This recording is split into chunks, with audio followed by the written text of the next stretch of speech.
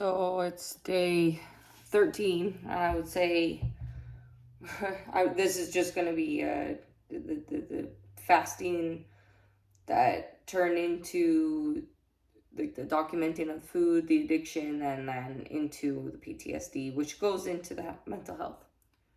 Yesterday, because my body's been feeling really bad, but like it's the self-sabotage and the punishment. And yesterday, for the first time in a long time, I went back to like really bad habits of the past. Of like I binged on so many things, and I'll get to that in a second because I repeated the pattern going back. And I actually purged, binge, purge, binge, purge, binge, purge. So like calorie wise, it was way through the roof. But I didn't binge on actually. So much of this, like another misconception. Okay, a lot of people say it's just sugar's an addiction, right? We're working through that. Yes, there's a chemical effect. What goes back to my theories, the psychological, if you don't work on it. There's people that can just, okay, they give up sugar, they're triggered by sugar, they can move on, they're fine. Why? And then others, like myself, they're triggered, right? They say with people fasting, they shouldn't do it if you have an eating disorder or whatever. Okay, well, that's the psychology piece. Where does it come from and why?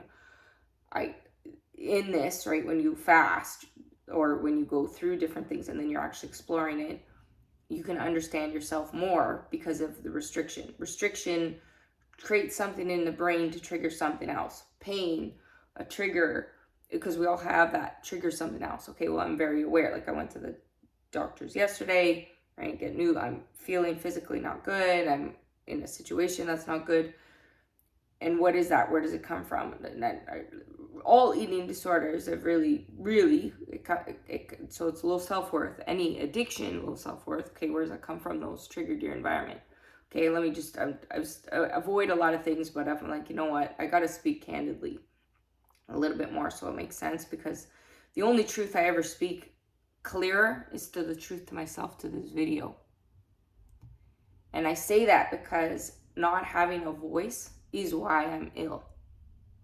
So the misconceptions of, okay, I'm doing these videos, sometimes they might at the time just stay on my phone, or I might get a little bit of courage and then not this one in particular, but other videos I've done, it could go on Facebook, right? Little bits and pieces here and there, or social media really, or whatever, but I do different content with it. I've learned to navigate around through safety. Also on YouTube, you can unlist things. So I can put it out there. There's a release to the public. Okay, I can be a little bit more honest, or I can hide it. I'm living the current situation, living with my father and stepmother, right, is extremely triggering for me. And the truth is, having to be near them any longer than I have to be, like they're not living here. I'm even cautious when I do these videos, because of truth, the lack of love. So their version of love, right? They have a version of love that they believe, and I have to accept that's right, because I still get to be here, right? I was going to accept being homeless and suicide as a reality for me after what happened. But, so that's a blessing, because that's part of my points in my mental health documentary and the mistreatment and other things is that if you don't have people that'll help you, you will be homeless, right? So you come down to, like, every person in this world needs somebody, needs something positive or negative, whatever. We have to recognize that. That's the difference of how we see it, because even like adversity is what can give us strength to move us forward. So that's why I also am pushing through this. It's like to face the reality. So it only goes back to the only healing for the pain is the pain.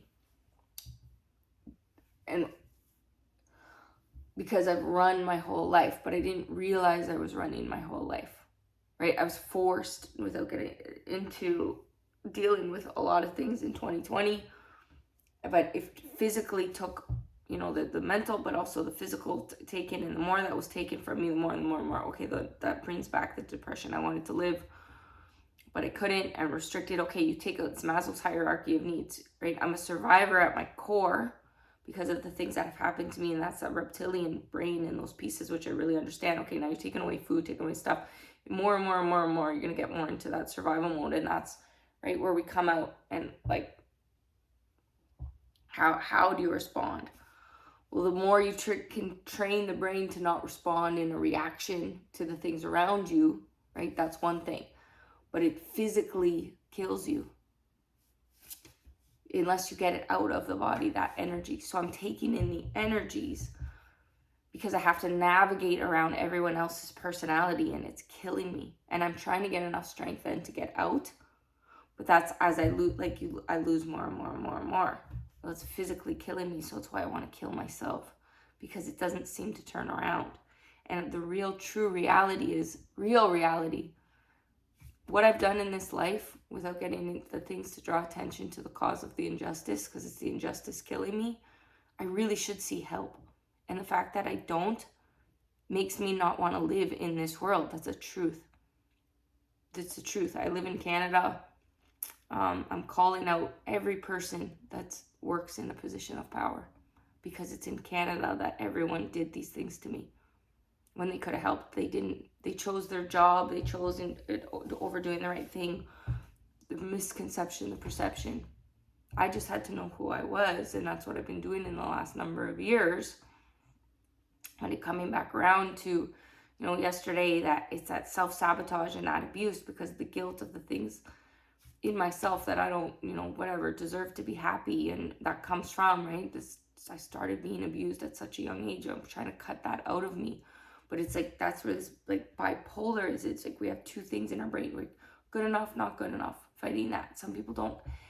Like my ex my daughter's father, he really he believes that everything he does is right. Now, yes, on a psychology, that's a narcissist. On a psychology piece, right? Yes, you can go around, because I'm not a person who goes around saying, I've done this for this charity, I've given this money away, I've given my life away, I'm documenting bits and pieces, but what I've really done is private to me, right? Yes, he has to go around telling everybody in that he's a dictator. But that dictation, right, people gravitate toward, unfortunately, and power, unfortunately, and that's why people don't do the right thing, because they're too afraid to cut off the hand that feeds them. I did, and that's why I'm in this situation, and I'm trying to get out. And the truth is, if I document this and die, I'll still have made my point, because then the videos will be found. And that's what I say. I'm willing to die for it, because I'm so tired of injustice. And the truth is, millions of suicides are on the doctors' heads. And I can only right now speak to Canada. That the doctors absolutely could have helped, and they didn't. They made it worse. They made my life worse, because they didn't want to listen to me. It was the abuse around me. I didn't need more medication. I was medicated my whole life. I needed the abuse to stop, and instead they chose to abuse me further.